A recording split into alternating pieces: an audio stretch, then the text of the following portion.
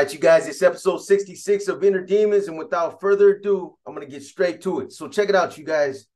Before I jump into this episode, I want to address something real quick. So like I've told you guys time and time again, I always go through the comments. I go through the comments. I try to interact with you guys between every episode. You know, I want to make sure that you guys are following the story, and, you know, there'll be times when you guys ask some hard questions, and I try to prioritize those and answer them. And, you know, going through episode 65, there was a viewer that asked a good question. It was a good question, and I'm going to answer it as honestly as I can. But not only that, in this episode, I'm going to give an example of what I did in a situation just like that. So this was the question that the viewer asked. It was something along the lines of, B, if you were in the Santa Clara County Jail and you were fighting that case, and one of your co-defendants would have made those same type of phone calls that would have put them under, you know, a black cloud of suspicion, or that were just suspect, would you give them the benefit of the doubt, or would you have them hit? And then he also asked, you know, let's just say he wasn't a co-defendant. Let's just say he was just another Norteño that was there in the county jail, and he had a couple of co-defendants, and he got on the phone and he made some phone calls that were suspect.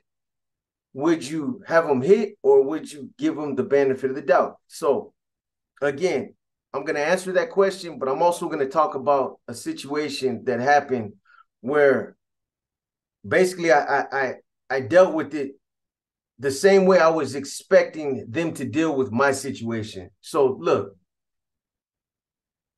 if one of my co-defendants would have made the same type of phone calls that I made when I came into the jail, 100%, absolutely, I would have definitely given them the benefit of the doubt. And I'm going to tell you guys why.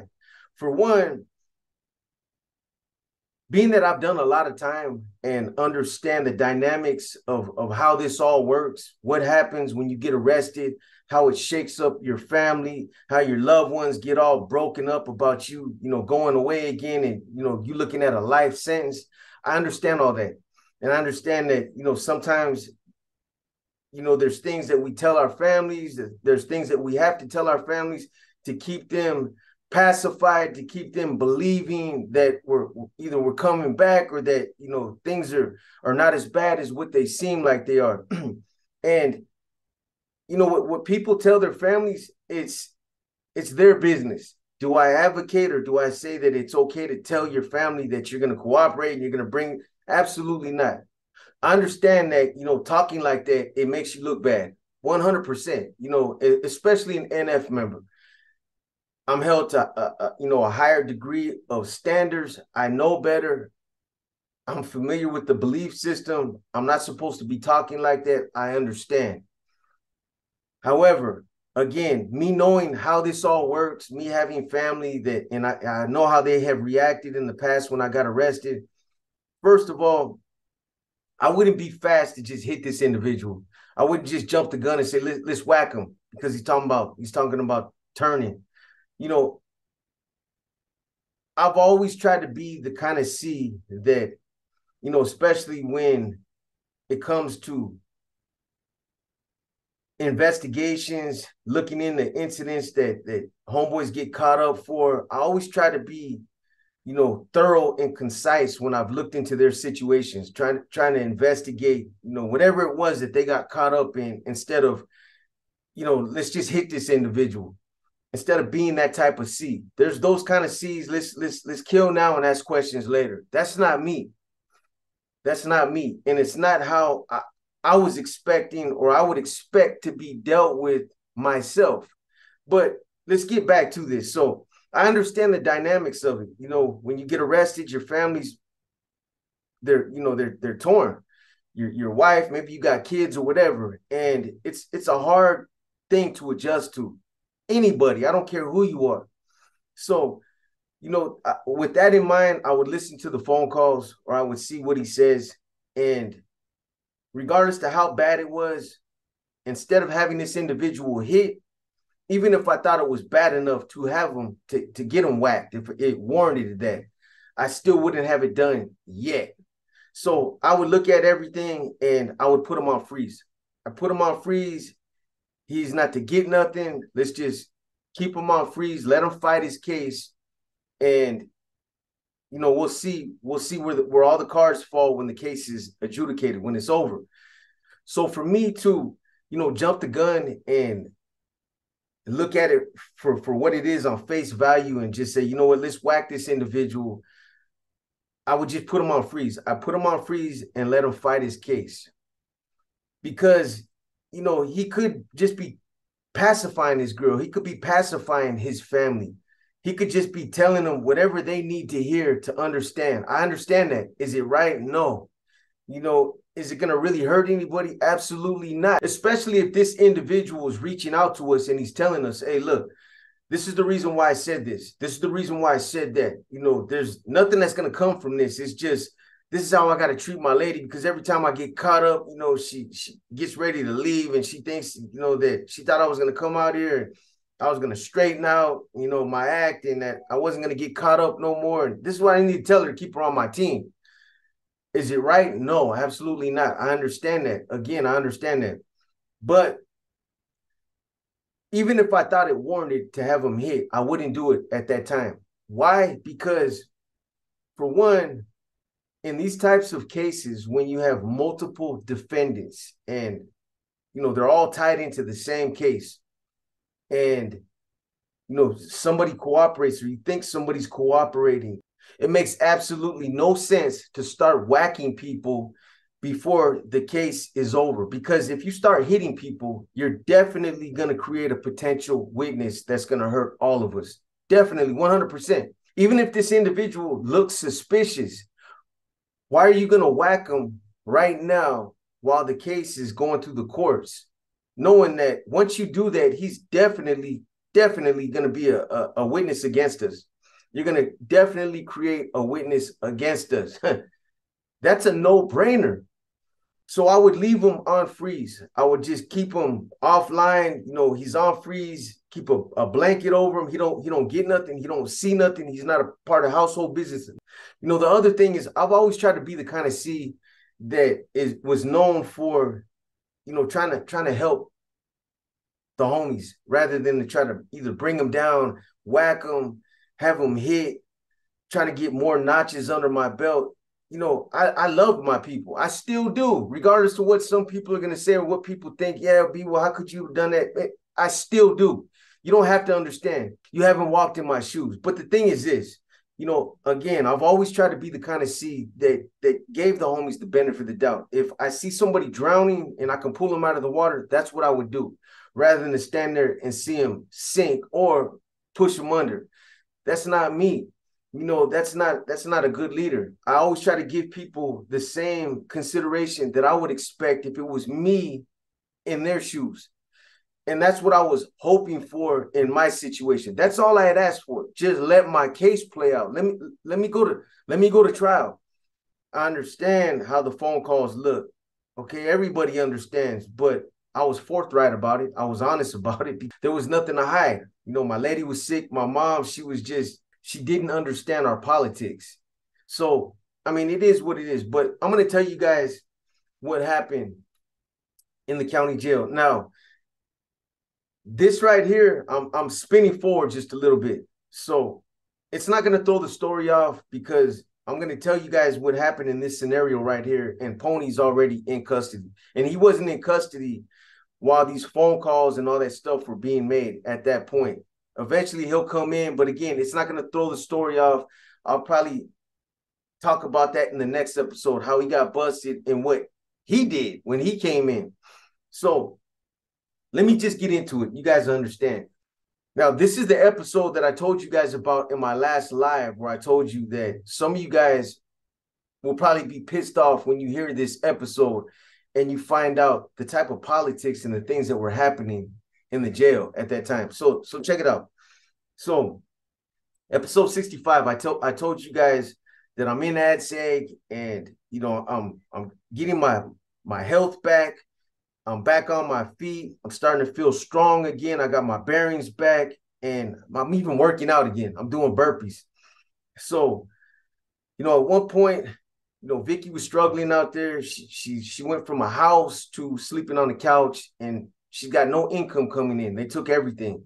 For a while, I told you guys, they even took her bank card, and she had to get that back. But she was struggling. So I'm trying to find ways to at least help, with her bills, so that she can at least pay her bills and not lose her car, and help her with just getting by out there. So, at one point I'm back there in AdSig, and I tell, nobody in particular. I was having a conversation with Joel Beta, and I tell him, I'm like, damn, bro, I got all this money on the street that I need to get, but I can't get it. I got nobody out there. I don't know. I can't get a hold of anybody. And Chopo was still there. He was still my neighbor at that time. He hadn't left yet. Chopo will probably leave within the next week or two, but he was there when these conversations took place. So when I threw that out there, Joe was like, he's like, hey, B, he's like, I got this, I got a primo out there named Twist.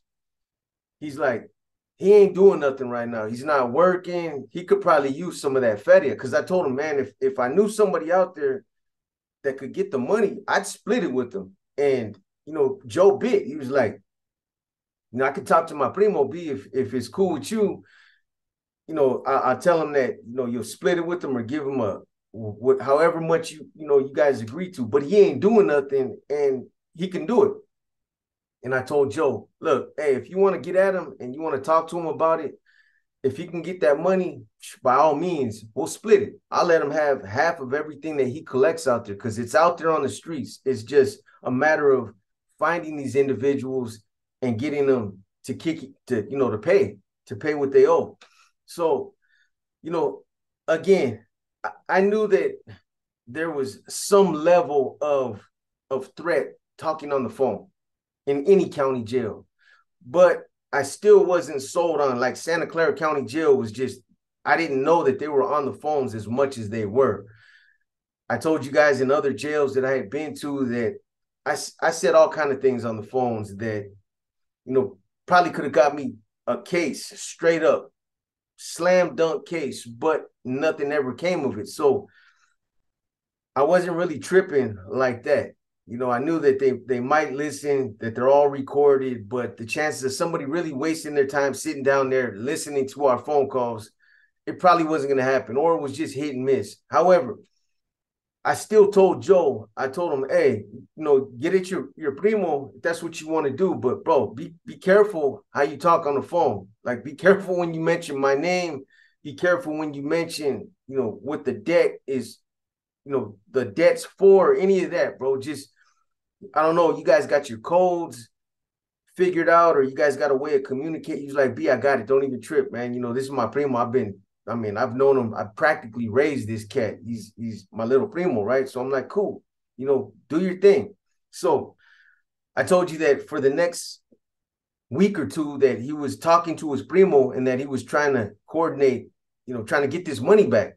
That he was, he'll call Twist when he's out there on the streets, and he'll try to hit him at a time where he might be out there and catch these individuals, so that Twist could put him on the phone, and Joe would be the relay. I'm here with the homie.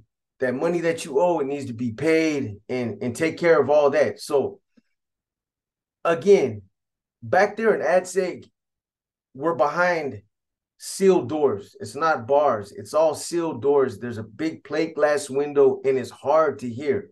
The only way that you can hear the TV is when the tray slot is open, and you got to bend down by the tray slot to even hear it. Otherwise, you're just watching TV, because everything is too sealed in back there. So even when, somebody's on the phone and they're talking, you can hear a little bit of the conversation, but you can't really hear it.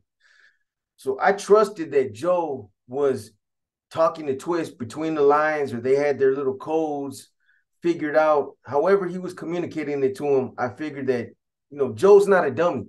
Joe been around. I was up there in Pelican Bay with him. He's a very well-educated hermano that's been around for a while. Joe's about my age. So he's making all these phone calls, and they're talking, they're conversing. Finally, Twist starts contacting some of the people out there. He makes contact with a couple of them. He gets some of the money. He keeps it. Well, he keeps half of it. And, I told Joe, when he gets some of the money, just have him make a money order out for you, have him make a money order out for me, and have him mail them to us, right? So that's what Twist is doing. He gets some of the money, makes the money orders out, he keeps his half, he mails our half. So he's running around out there on the streets trying to find these individuals. One of the main individuals I needed him to get a hold of was Conejo, Jesse Rodriguez, because he owed me 5 G's, 5 racks. So at one point, he finally tracks him down. He finally gets a hold of him. He knows Conejo from the streets. So, you know, he makes contact with him. He tells him, hey, I need to get that money from you. You know, I got a line to the homie in the jail, and he wants that money. He needs it, bro. That's why I'm out here. I'm out here looking for you and some other cats. So Conejo tells him, he's like, yeah, bro. He's like, you know, give me your number and I'll try to get it because I don't got it right now. You know, I'll try to get it, at least some of it to you. Give me your number. I'll try to get some to you by tomorrow so that at least you can send them that. And I'll try to have the rest by the end of the week. So Twist was like, cool, right? So the next day comes. Joe talks to Twist that night. Twist relays the message. Got a little bit of money from him at some point. And Cornell said he'll try to get the rest by the end of the week. Cool. At one point, Joe decides to tell Twist to get Conejo over there or to tell him to call at a certain time so that he can get on the phone with Conejo and tell him, you know, he can put some fire under his ass and tell him that the money needs to be paid by this week. So Joe works all that out. Twist gets a hold of Conejo out there and he puts him on the phone. And Joe tells him, hey, I'm here with the homie. He's like, you know what time it is? That feria, it needs to be paid by the end of this week. You already know, bro, when it comes to that kind of money right there, that's not nothing that we mess with. And he puts the fire under his ass. He scares him. And, you know, Conejo's like, yeah, bro. He's like, I'm going to do everything I can to get a hold, you know, to get the money. He's like, tell him I try my hardest to have it by the end of this week. I'm doing everything I can to try to get it. So that's that. Couple days go by and Cornell's not able to get the money, but he drops an ounce of crystal off with Twist. He's like, hey, here's an ounce. You know, I've been trying to get the rest, but it's hard out here in these streets. At that time, everything was messed up. I obviously wasn't out there, so my crew didn't have no clavo out there. They weren't getting it from anybody else. In the streets, they wanted Julio shit. His shit was fire out there. So Conejo, you know, for the next couple of days, I guess he's trying to make the money. He's trying to get it. Now, at one point, Joe tries to call Twist, and Twist doesn't answer the phone. He doesn't answer the phone, and the next day, he tries to call him again, and Twist don't answer. And we know he's got this ounce of crystal over there. He's got it in his bag. Twist had told us that he's like, hey, I got an ounce. And I told Twist, or I told Joe to tell Twist, sell it and go ahead and keep half and send that money, right? Just keep sending the money. No matter of fact, I told him, take that money, the half from that ounce, and get a hold of my girl and give her that money. So he's like, cool, what's the number? So Joe relays the number to him, gives him Vicky's number. And then the next day, when, you know, we try to get a hold of Twist again to see if he sold the ounce, to see if he got the money and where it's supposed to go, he doesn't answer the phone. That night, we try to call him again. He doesn't answer the phone. The next day, we try to call him again. He still is not answering the phone. And we're like, what's up with this cat? Now I'm starting to trip. Like, man, did homie end up using some of that? And now he's all spun out and he don't want to answer the phone. And he's probably hiding behind the curtains and picking lint off the rug. Why isn't he answering? So he don't answer. The next day, we try to call him again. He's not answering. And, you know, we're tripping. We're throwing all kind of scenarios out there, man. What if this happened? What if that happened? I remember saying, damn, if he messed up, if old boy got caught up. And Joe was like, oh, yeah, man, don't even say that. That'd be cold. You know what I mean? And, you know, this is the other thing. Joe had been in the county jail at that point for, I want to say it was a little over 3 years. I want to say it was like a simple possession for sale or something. It wasn't nothing crazy. It wasn't even gang related, but it was a 3-strike case. He'd been there for almost 4 years, a little bit over 3, going on 4 years. He had to, he had to go through a Romero hearing to get the third strike dropped. That took him out of a life sentence. And he wasn't even, I was there when he went to his Romero hearing. He wasn't even sure he was going to win that, but he went to the Romero hearing and he won. So that meant that he was no longer looking at life. And, they gave him like 4 years. So he got sentenced while I was there as well. While he's making these phone calls, he's actually there waiting for a bus to come pick him up. Because at one point, he'd even sent me all his pencils, his envelopes, his stamps, a little bit of canteen that he wasn't going to need. And he's like, man, chances are I'm going to catch the bus in the next couple of days. So I'm going to just go ahead and kick everything to you right now. So he sends me all his stuff, right? So anyways, now this is like the third day now. Twist is not answering the phone. And, we're like, okay, all we can do is keep trying to call him. Joe starts calling other family members to see if they can get a hold of him to see why he's not answering the phone. So that night, Joe and Pony, this was, like I told you guys, I spun forward a couple episodes just to talk about this tonight. I'm going to talk about how Pony got arrested probably in the next episode, but it's not going to throw the story off. So anyway, Joe and Pony go to yard that night. They go to yard, and when they come back in, Joe, he looks over at my window and he's just like, he's shaking his head, right? Because I remember saying too, that'd be messed up if Twist ended up getting busted. And if we walked by or something, we walked by the pits, he was standing in the window or something, that'd be all bad. Swear. Because whenever we would come out of AdSeg, we would see the snake pits. The snake pits are right there. As soon as we step out, their window's right there. So we see him whenever we go to court or any kind of movement. So when Joe and Pony, when they get them in their cells, they take the cuffs off, they bounce, they take off, they get off the tier. Joe's like, fucking B, man, you called it, bro. I'm like, what happened? He's like, when we were walking by the snake pits, guess who I seen in the window, B? Nah, bro, don't tell me your cousin. And he's like, yeah, bro, my cousin Twist. I'm like, are you serious, man? He's like, bro. He's like, I'm like, what did he say? You can't hear him. We can't talk to him because they're behind a glass window as well. There's no way to talk to him unless it's sign language. So he said that the only thing that Twist did was made a cutthroat sign, and then he put his hand to his ear like he was making a phone call, basically saying the phone is all bad, right? So I'm like, damn, bro, that's crazy. What did you say on the phone? What do you how are you guys talking, bro? You know what I mean? Did you say anything that we don't really know how bad it is yet? We don't even really know if it's behind the phone 100% or if it's something that Twist did. He got sloppy out there and he got arrested. We don't know the details yet, but we're gonna find out. So what ends up happening is, told you Joe was through going to court. He was through with all that, but he also had child custody. He was going to court to try to get custody of his daughter. He was trying to get his mom to have custody so that, she'd have him when he got home. They were going through a messy fight, him and his girl.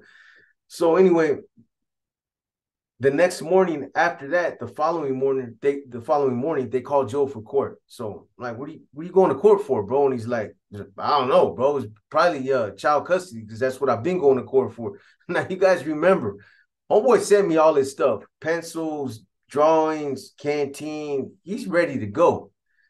You don't really have nothing in the cell. He's just basically waiting for the bus to come. So he goes to court. A couple hours later, we're on the tier. We're chopping it up on the tier.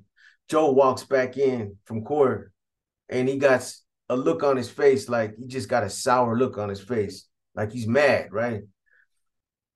He don't say nothing. So he posts up in front of his cell. They put him in. They take the cuffs off.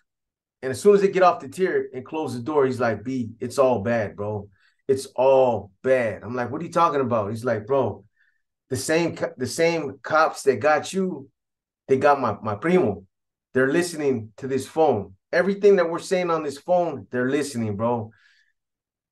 I'm like, well, what did they charge you with, man? He goes, they got me for participating in a criminal street gang, for conspiracy, and for possession for sales of methamphetamine. So I'm like, damn, bro, they can't get you for possession for sales. I don't know how they're going to do that. It's not even a constructive possession, but man, bro.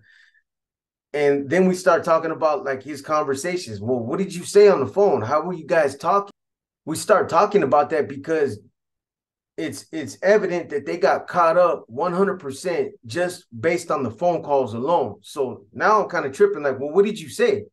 How were you guys communicating? Because we didn't know, again, we didn't know if Twist got raided or caught up behind something he was doing out there, because he had that ounce. And we figured that he was out there slinging. He might have done something that wasn't even relevant to the calls, or maybe it was tied in, but that wasn't really the whole reason why he got caught up, but it was. We found out that it was. So he didn't have a police report at that point. All he had was the criminal complaint that just said what his charges were. So all we can do at that point, from that point on, is just wait to see what happens in court, to see how bad it is. Wait till the police reports come out, because we don't know the details.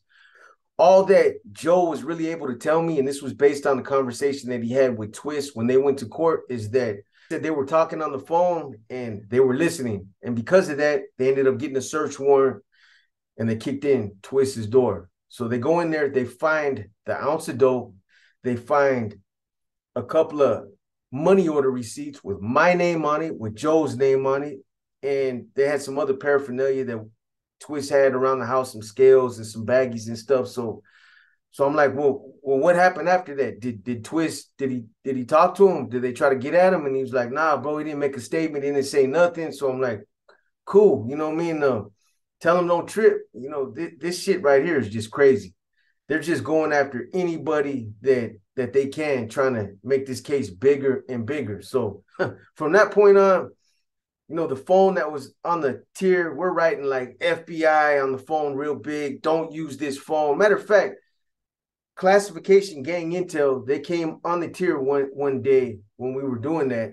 We had that sign on there saying that punk police, punk ass district attorney, punk ass FBI are listening. They came on the tier with the camera, took pictures, and gave them to the outside agency.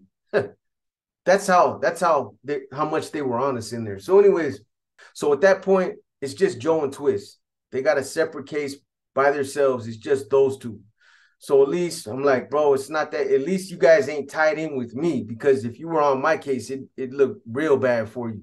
But I felt bad. I'm like, damn, homeboy, you want your pencils back, your canteen? I ate your soup, but and your candy bar, man, but I'll send everything else back. So I sent Joe all his stuff back. He went from catching a case, staying in the county jail for over 3.5 years, going to a Romero hearing, getting the life knocked off, to now being back up under a life case. And this one was worse. So I felt bad. You know, I felt bad for Joe. He was looking at a life case. Now he's looking at life again. He had a young daughter. His daughter was, I want to even say she was probably like just 3 years old. She was just born right before he caught the case he was originally in on. So, you know, I felt bad for him, but at the same time, I was also kind of upset. Like, bro, why didn't you use more discretion? I understand you're trying to help, and I appreciate you guys, you know, trying to look out, but come on, homie, you know what I mean? That's why I was telling you to be careful what you say on the phone too. I assume that you guys had your codes down and you guys were able to communicate, but it was what it was. They were on us, and there was nothing anybody could do at that point. So they got a case. All they can do now is just try to fight the case. Anyway, what ends up happening is a couple weeks go by, and at that point it was me, Joe, and Pony. And I want to say some cat from Gilroy was in the fourth cell, but he ended up, or Chopo ended up leaving. So Chopo left. He caught a bus. He went back to the feds. When he left, they brought Twist in. Twist never done time, never done whole time. He was completely out of his element, but they brought him in. But now he's back there in AdSeg with us, and I'm able to converse with him directly. And I asked him about everything that happened out there, how he got caught up, everything from the point that they kicked the door in to they put the cuffs on to them taking him to the county jail. Did you talk to him? You make any statements? What did you do? And at no point did he tell me that he ever made a statement, that he ever talked to him, nothing like that. So I took his word for it. I had no reason to doubt him. At one point, they, like I want to say a month later or something, they go to court. They go to court. This is like I don't remember what it was, but it wasn't prelim or nothing like that. It was something like them amending charges or redoing the criminal complaint. I don't remember. So they go to court. They both go to court that day. When they come back, they got the police report. So, obviously every time somebody goes out, when they come back, we talk about everything that happened, what happened in court, who you seen, what the district attorney said, what everything that happened. So Joe told me that, they go in there, they get the criminal complaint, they read the charges. Then at one point, the district attorney approached Twist's lawyer and asked him if, they thought it might be a good idea to put Twist in protective custody. And Joe overheard, and he was like, "You're not going to put my primo in protective custody. Get the hell out of here with that." And no, we're not doing that. And so they both came back. Now, when Joe's telling me this, already red flags are going up. Why would they even ask something like that? There's got to be a reason for something like that. And they had the police reports. So Joe's reading through the police report, and he told me straight up, he's like, "B, man, they're trying to say my primo made statements. He didn't talk about nobody. He ain't no snitch, B. He would never talk to no cops, bro. I raised this cat." And I mean, Joe is just, "I raised him. He's my primo. This cop is lying. He fabricates, a dirty cop, blah, blah, blah, blah, blah." You guys know as well as I do. And this is something that it's just, I never really thought to think about it, but we always take police reports as being golden. When a cop says that somebody makes a statement, we never question it. We'll hit somebody, we'll kill him. We take that cop's word for what it is. There's never been situations where somebody has said, "Let's do an investigation, to see if this cop fabricated, see if he lied." If it's on black and white and we see it, it's a done data, straight up. So, Joe's saying this cop, he fabricated this report, B, this is bullshit. We're going to sue him. We're going to do all this. I mean, he played it to a T. So I'm like, I'm sitting there and I'm listening to him. And I'm like, "Let me check out that report, bro. Let me check it out, because I want to see it." So I had the phone. The phone had a mirror on the back of it. So I turned the phone around so that the mirror was facing into Joe's cell, because I wanted to see his facial expressions, because he started reading through the police report. He's like, "I'll send it over there right now." But he was like, "Let me just finish reading it." So I'm watching him, and I'm starting to get upset, because I'm starting to get the feeling like Twist said something that not only might have hurt me, but he might have also said something about my girl. And at that point, I'm like, you're fucking kidding me, bro. I took a life case to save her, to get her out of harm's way. And if one of my co-defendants, if they implicated her and got her caught up in this case, man, I'm going to be beyond livid. I don't care if you told on me. I don't care about that. But because, I did that, it made it all the more worse. So I wanted to see Joe's facial expressions when he was reading this police report. And I wanted to just see, when he was telling me that this was his primo and that, it was bullshit, I wanted to see the look on his face. I wanted to look him in his eyes, because I knew Joe was lying.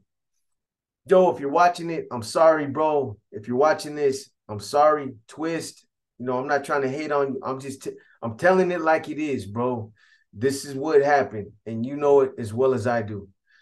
So I'm looking at Joe's facial expressions, and I can just see that he's trying to he's trying to argue that this police report is bullshit, but even Joe knows just by reading it that like this is bad, right?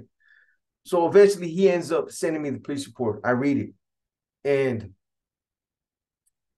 Twist gave a full statement. He said that he was in contact with me and Joe, primarily Joe, that he was having conversations on the phone in the county jail, and that he agreed through Joe to try to help me get some money off the streets. And the agreement was that if he got the money and he understood that it was dope money, that he could keep half and the other half would get sent in to me. And that he had got some of that money and had sent some of it into us already. And that's where the two receipts came from, the money order receipts that they found at his house. So I'm like, okay, I don't care about him telling on me. So I'm reading, and then he says, also I was supposed to meet Boxer's wife, and I was supposed to give her money once I sold an ounce of methamphetamine. She knew about it, she was aware of it. They had talked a couple times out there. He was just trying to get rid of it, and it upset me because he just mentioned her, and they could have really pulled her into the case if they wanted to on a conspiracy or something like that. This case was snowballing. They were trying to blow it up as big as they could, and they were pulling people in left and right. You guys are going to see that as time goes on. So, I'm reading it, and at this time, I'm still running the county jail. I'm running the county jail, and I got to make a decision now as far as what happens to Twist. So in that situation, I handled it just like I was hoping that they'd handle my situation. I got at Joe and I got at Pony, and I told him, look, I believe that Twist made these statements. I'm going to be honest with you guys. I'm not going to sugarcoat nothing because there's too many details. These cops, you got to read between the lines. They know too much. There's too many details. I even thought about it. Even if they knew a lot of this stuff from listening to the phone calls, there were other details that they knew about that only could have come from Twist. So I believe Twist made these statements. They said that Twist he was crying, he was emotional when he made the statements. They were blatant statements. It wasn't, he wasn't dry snitching. It was straight up, that he made it seem like he was helping some bad guys. He knew they were bad, and that, he was hard up for some money. He needed money. He was sorry, but it happened. So I told Joe and Pony that exactly what I told you guys. We're not going to do nothing to Twist. I told Joe, look, I know this is your primo. I know you love him, bro. And this puts me in a tough situation because I still got to do what I got to do as the regimental commander for this county jail. I still have to do what I have to do as a C. I'm obligated. As well as me, Joe, that this situation right here is cut and dry, homie. You know what I mean? But we're not gonna hit Twist. We're not gonna hit him, because if we hit him, he's definitely gonna be a potential witness if this case blows up any more than it is right now. So we'll put him on freeze, and we'll leave him alone for right now. He don't need to know. All he needs to know is that it's being looked into. That's why he's on freeze, and that's it. But we're not gonna hit him right now. We're not going to hit nobody. Even if we find out, by then we found out that Roger was also telling. But at that point, they had already put Roger in protective custody. So we couldn't do nothing to him anyway. But even if Roger would have been out in general population and I would have seen the police reports, it would have depended on where Roger's mind was at. If Roger was like, I'm cooperating and I'm going to bring all these fools down, then of course, okay, if that's the way he's going and we found out and it's 100%, that's what he's going to do, then of course we're going to get rid of him. But if he's somebody that's still trying to hang on, he's still trying to be a part of the team, and he might have said something, but now he's backpedaling and he's trying to clean it up. We all know that can't happen. But in that case right there, we're going to leave him alone. in the best interest of everybody that's on the case, we're going to leave him alone. Because, again, if we hit him, then he's definitely going to say, you know what? Why should I continue to be loyal to those guys when they hit me? They stabbed me. So we're going to leave him alone. And that's what I did. That's what I did. Twist, when I confronted him about the statements, because I wanted at least to know, you know, his take on it. Bro, you didn't say none of this stuff. What happened from the point that they came through the door? Did you sit down?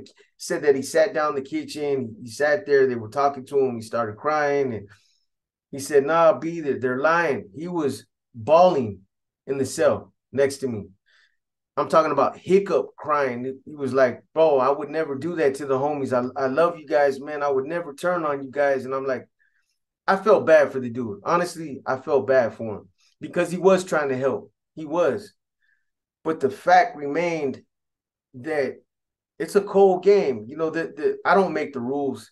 And at that point, I'm still active, and I still had to do what I had to do as a leader. I'm going to be held accountable. So, you know, it's not about Joe's personal feelings. It's not about my personal feelings.